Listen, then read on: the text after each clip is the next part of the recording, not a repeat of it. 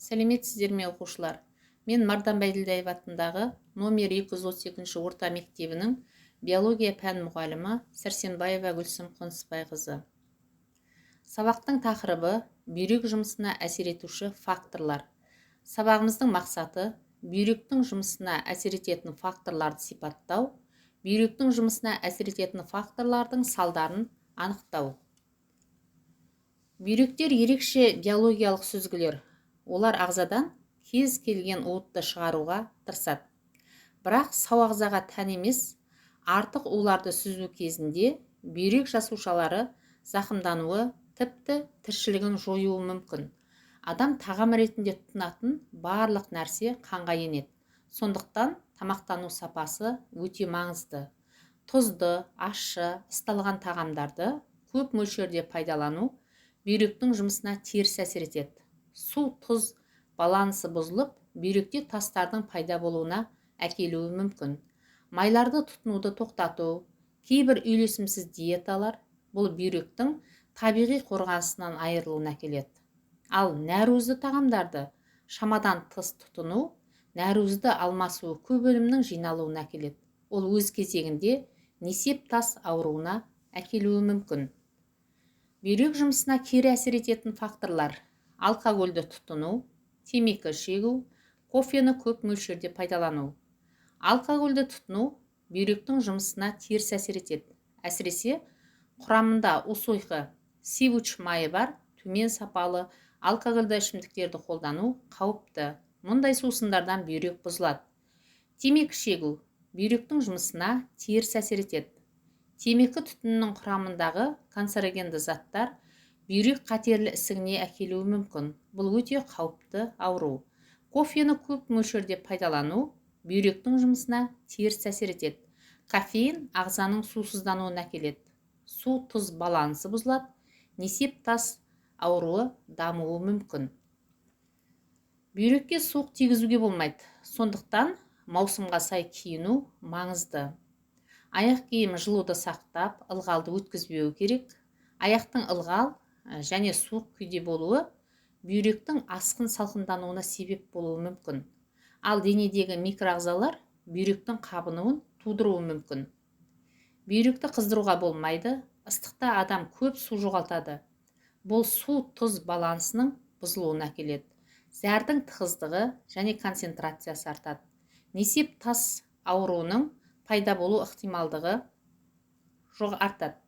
Бүйрек қызметінде кез келген проблема байқалған кезде дәрігердің қарауында болып, анализге қан тапсыру керек.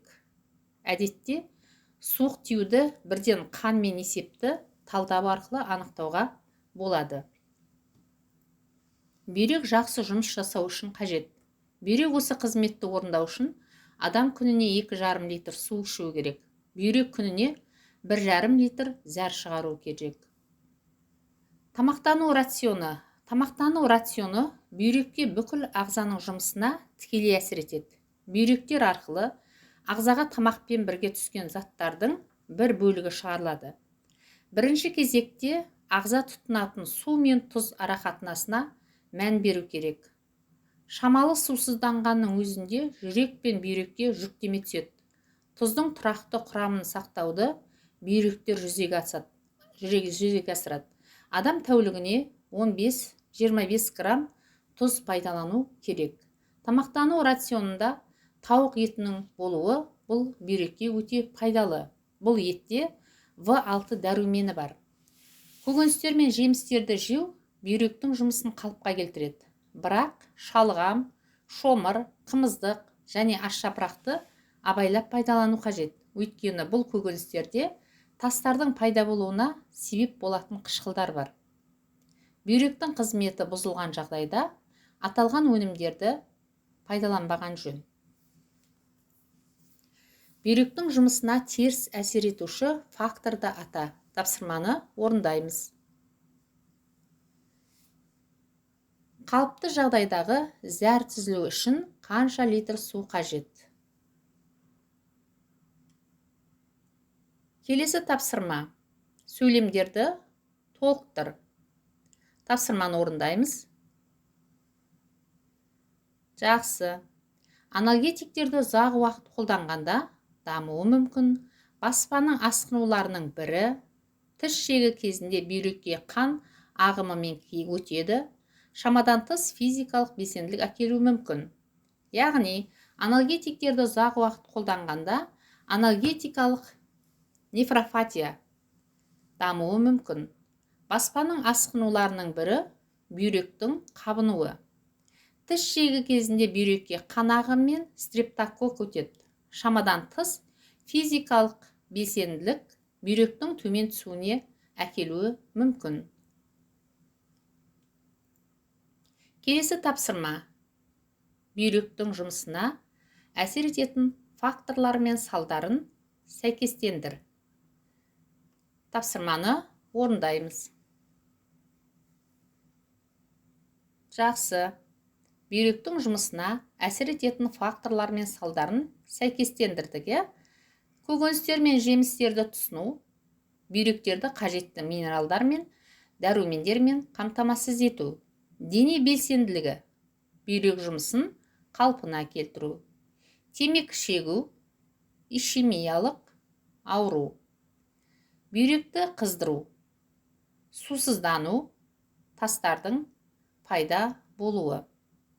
Жақсы, тапсырманы орындасақ. Үй тапсырмасы, параграф 19, бүйрек қызметіне әсер ететін факторлар және бүйрек гигиенасы эссе жазамыз. Назар қойып тыңдағандарыңызға рахмет. Сау болыңыздар.